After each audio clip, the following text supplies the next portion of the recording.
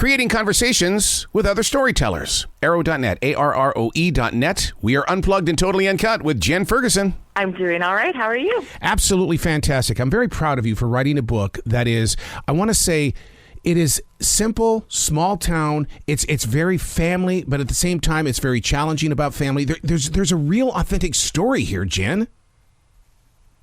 Oh, thank you. To be this transparent on the page, because Lou is a great character, and a lot of people are going to see themselves in Lou, but at the same time, they're going to see themselves as King and everybody else as well. How did you find the authenticity of these characters and bring it to the paragraphs? So I think that when you're a writer, if you're writing from the heart and you're writing with empathy and you're writing those true things, and you're not shying away from them, you're going to end up with an authentic voice, and you're going to end up with a story that resonates. So is that part of the reason why when Lou realizes, wait a second, I'm not feeling anything with this soft kiss from Wyatt, something's not right here?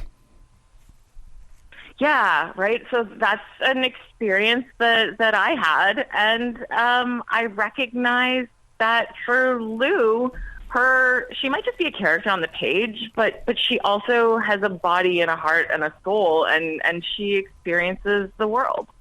I got to talk to you about the cover of the book, because the emotions that are on this, because it's a simplistic smile, smirk. It's like, God, I'm facing life. I'm a young girl, but there's so much just in the book itself, and I know we're not supposed to judge a book by its cover. Oh, but I totally don't mind if you judge this book by its cover. Reina Hernandez, who did the illustrations, is just an incredible artist.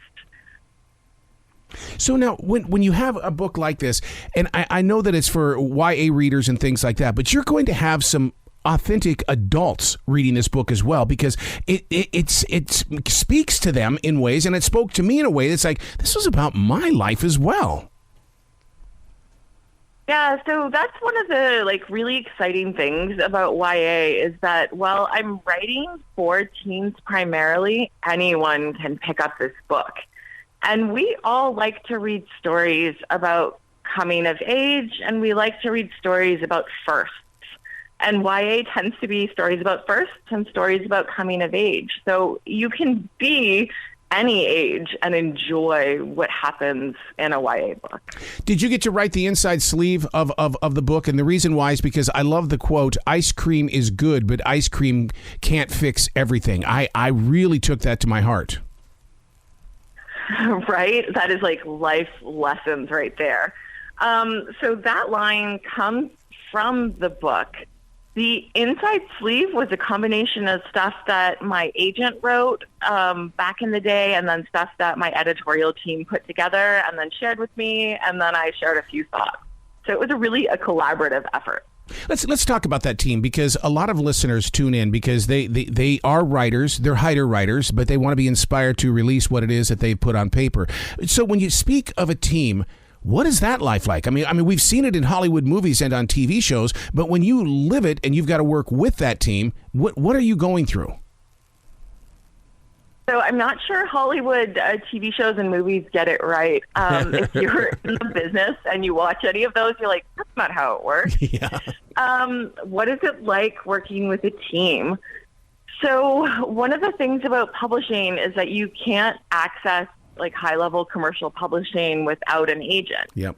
But your agent should be your absolute best advocate.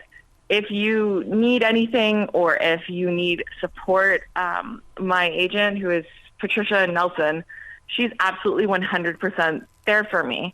That kind of teammate is incredibly important in a business that is filled with rejection. Yeah.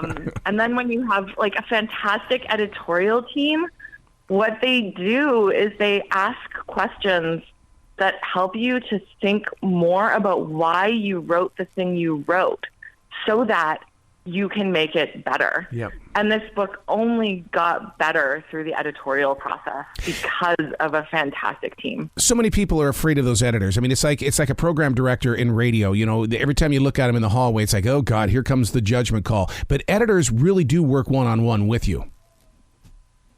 Yeah, and they are able to see your story in a way you can't. Right. Because it's your story, you are inside of it. And you need someone with a critical eye who can see outside of the story to get you to see your story differently.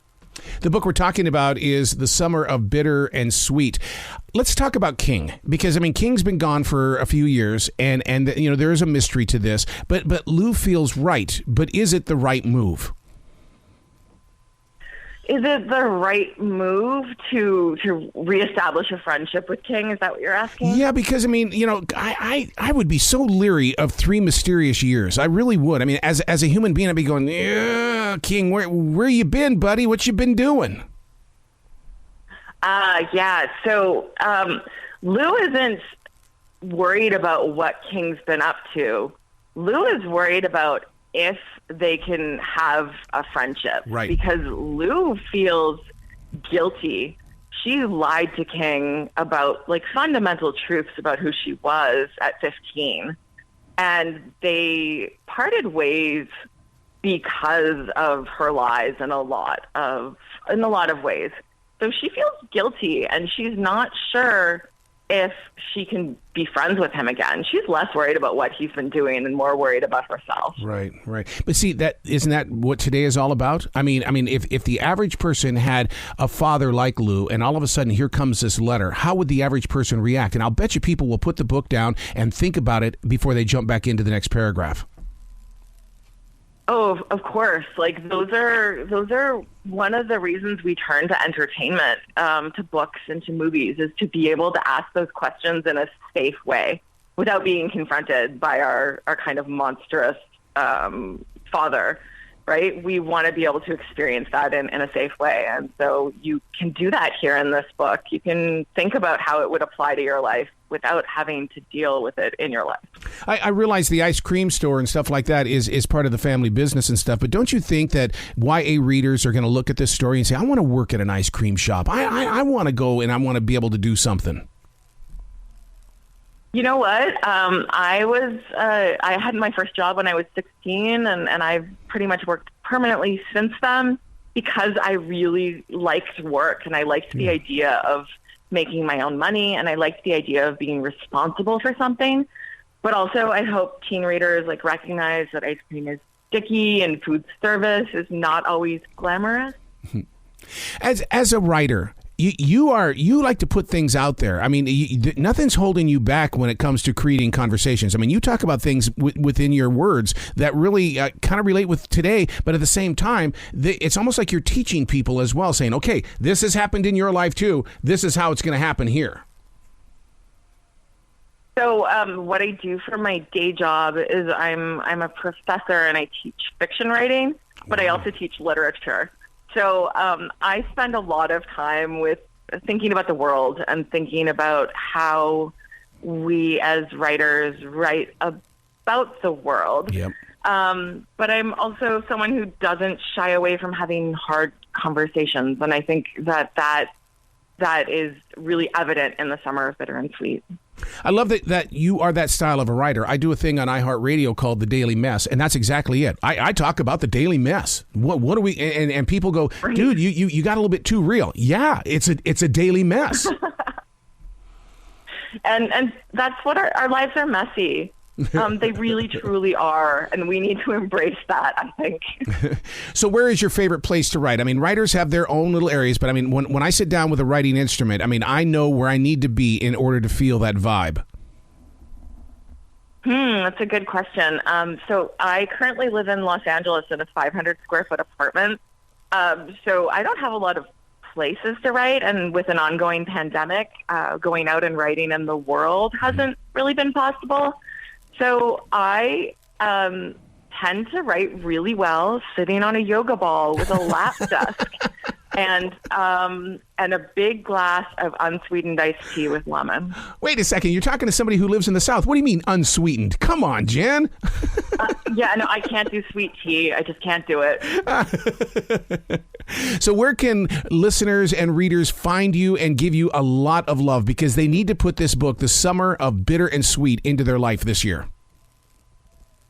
So you can find me at jenfergusonwrites.com, I'm also on Twitter at Jenny Lee SD, and I'm on Instagram at j.ferg. Good. You got to come back to the show anytime in the future. The door is always going to be open for you, Jen. Thank you so much. You be brilliant today, okay? Yeah, you too.